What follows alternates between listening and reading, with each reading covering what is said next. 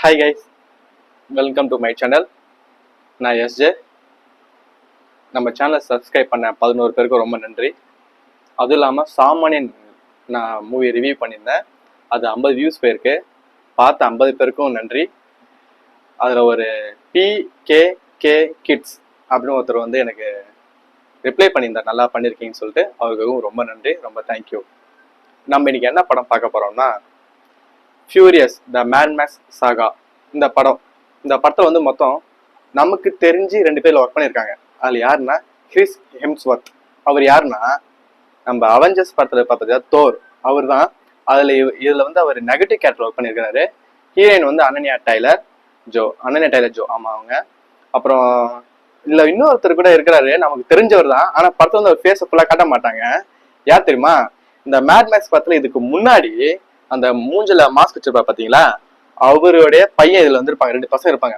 அதுல ஒருத்தர் மாஸ்கை கைட்டினா நமக்கு கண்டிப்பா தெரியும் யாருன்னா ஜெயம் ரவி சார் பூலோகம் படம் இருக்கு பாத்தீங்களா, அதுல ஜெயம் ரவி சாரு ஒருத்தர்கிட்ட ஃபைட் பண்ண வைப்பாங்க. வெளிநாட்டுல இருந்து ஒருத்தர் வந்தாரு, அவரு அர்ச்சகர் நாதன் ஜோன்ஸ்.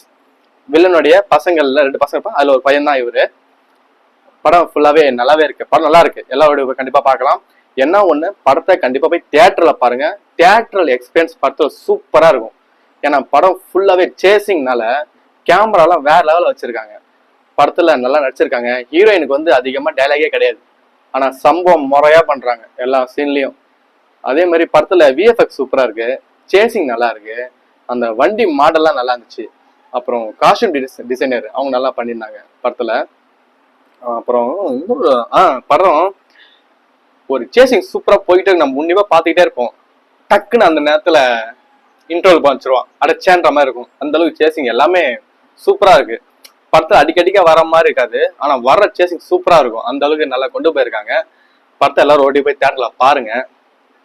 ஏன்னா இந்த படம் நீங்க சப்போர்ட் பண்ணாதான் தமிழ் படம் இருக்கு பாத்தீங்களா, அவங்களுக்கு ஒரு சில ப்ரொடியூசர்ஸும் டைரக்டர்ஸுக்கும் தோணும், ஓ இந்த மாதிரி படம்லாம் எடுத்தா மக்கள் பாக்குறாங்க அப்படின்றதுக்காக.